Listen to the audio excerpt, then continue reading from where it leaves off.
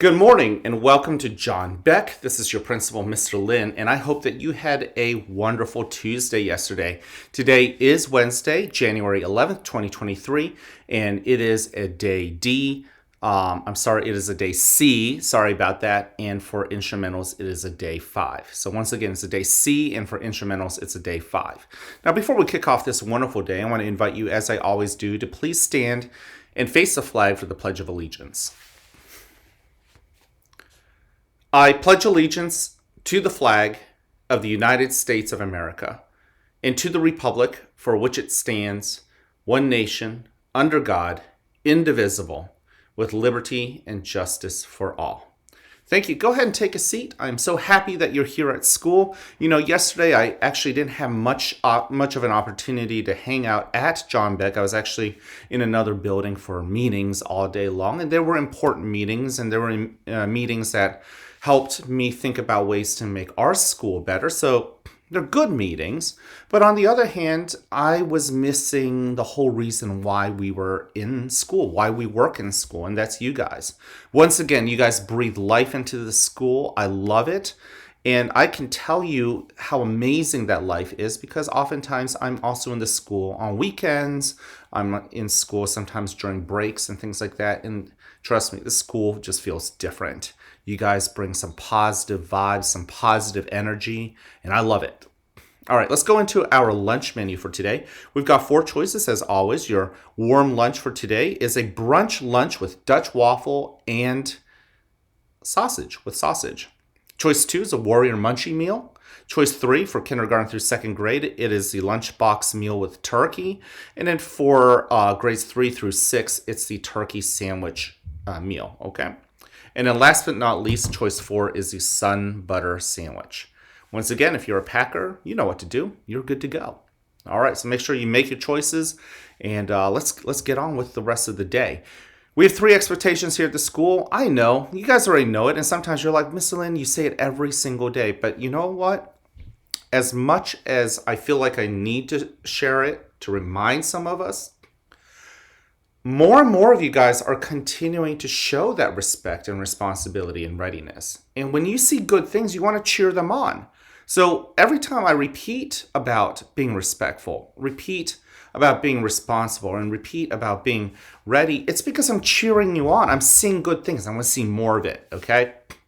So first and foremost, be respectful. And that includes yourself, right? Some of us have had amazing stories in our lives, right? We've got great things going for us. Some of us, maybe not so much. Maybe there have been some hard times in our lives. But when it's all said and done, you exist for a reason. And as one teacher shared with me, going into this year, his one word is purpose, right? There's a purpose for you. And I think it's really important that you realize that there's nobody else in this world that is identical to you. Even if you have an identical twin, you stand alone. You are you, right? And what an amazing thing. You can talk words that are helpful and bring more positive life into this world. You can use your hands and your feet to bring positive things into this world, to make positive things, to make positive feelings happen with people around you. That's amazing. Without you, we wouldn't have any of that. And all I'm asking you to do is think about that power that you have and continue to show it even when nobody else is looking. And in doing so, I want you to honor yourself, respect yourself, show the best version of yourself. Same thing with being responsible, right? With the words that can come out of our mouths, our feet, our hands, the rest of our body, the things that we think about in our head, all of those things, are we doing them in helpful ways, right? Showing that, as our character trait for this month is, showing that self-discipline. And then finally, show that you're ready. Recently I overheard a teacher just remind her students about, learning isn't supposed to be easy. It's supposed to be hard. I mean, we're uploading something new into our brain and then asking our brain to apply it. That's not an easy ask. It's a hard lift for many of us. And oftentimes when we try whatever new thing we've learned for the first time, we fail at it. The failure is okay. want you to give yourself a nice pat on the back, encourage yourself, love yourself, care about yourself enough to brush all that dirt off and try again. You deserve that. All right? Now, we don't have any special announcement. Oh no, my apologies. We do have a special announcement on Thursday. It's the same announcement that you heard yesterday for our students who are participating in the extended rehearsal tomorrow. Don't forget that the pickup time is not at 3:30, but at 4 o'clock. So if you haven't already done your homework and told your parents to pick you up at 4, make sure you do that. But typically after school for the chorus rehearsal, it's at 3:30. It's actually at 4 tomorrow. Okay, so make sure you let your parents know so that they don't come too early or too late. Now, moving into this day in history. Today is January 11th, 2023. Almost 100 years ago, in the infancy of airplanes. This is this little tidbit that I'm going to share with you might speak to those of you guys who are interested in aviation history, which is the history of planes and flight, as well as all those who like to cheer on the whole concept of girl power. You see, back then, this is only a couple decades after the first airplane was invented by the first major breakthrough as far as airplanes go with the Wright brothers in America. And planes were getting better and better, but they were nothing like what we have today. And as planes got better, people were beginning to break records. First, it might be, let me just see if I can fly across town, right? Something our cars can easily do. Then people started breaking that record. Let me fly across a city. Let me fly from one city to the next city. Let me fly from one state to the next state. As you can tell, this is getting farther and farther. And a lot of these early pilots were men, okay? And they did some amazing things. And before long, in the 1930s and in the 20s, people were beginning to fly across the country from like New York on the East Coast all the way out to California, which is pretty amazing.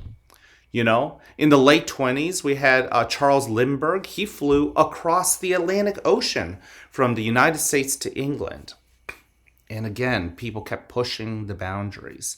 So in comes this new character. A girl by the name of Amelia Earhart. She was beginning to meet and match some of these records as she was learning how to fly an airplane. Back then, very few girls were flying airplanes. And so we have, at the time, it really wasn't a state yet, but it belonged to the United States, and that's Hawaii. And to fly from Hawaii in the middle of the Pacific Ocean, it's an island, to California is actually a longer flight than flying across our country from New York to California, okay? So it's actually a longer distance.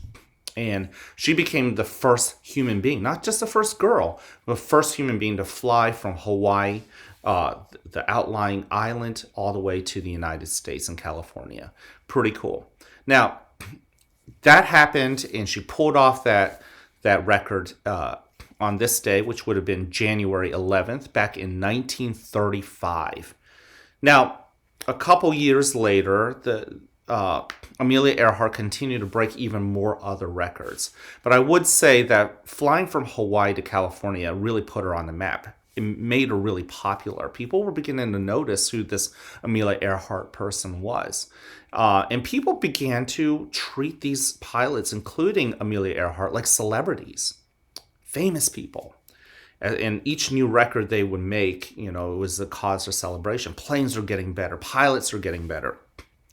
And so this leads to one of those things we call mysteries in history, right? So one day, Amelia Earhart and her co-pilot decided this is after 1935 when she had gone from Hawaii to California. She decided she was going to try to be the first person to fly around the world. She would make pit stops, but she wanted to take a plane around the world. And unfortunately, she disappeared.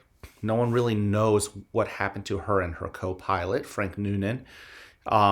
the mystery's still out there. Some people actually claim that there is evidence that she crashed onto an island where there was nobody there, but we're still trying to find something definitive. But the mystery of Amelia Earhart, wherever she ended up, continues to cause people today even to have great imaginations. People still really want to figure out whatever happened to Amelia Earhart. But one of the great things about her that we do know is that she definitely piqued the interest of a lot of people who wanted to learn to fly, and definitely gave all the girls in the country and around the world somebody to cheer for. She wasn't going to let anything stop her. So that's pretty cool. All right, listen, if nobody has told you this, I want you to hear from me. I love you. Which, by the way, this actually means I love you. I just learned that. It's not just the word love. This is like the whole sentence. I love you, okay? I love you.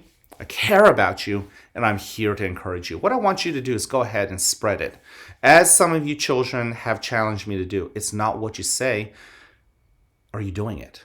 Okay? Do it even when nobody else is looking at. Show that love, care, and encouragement, not just to your friends, but also to everyone around you. And don't just stop at the school doors.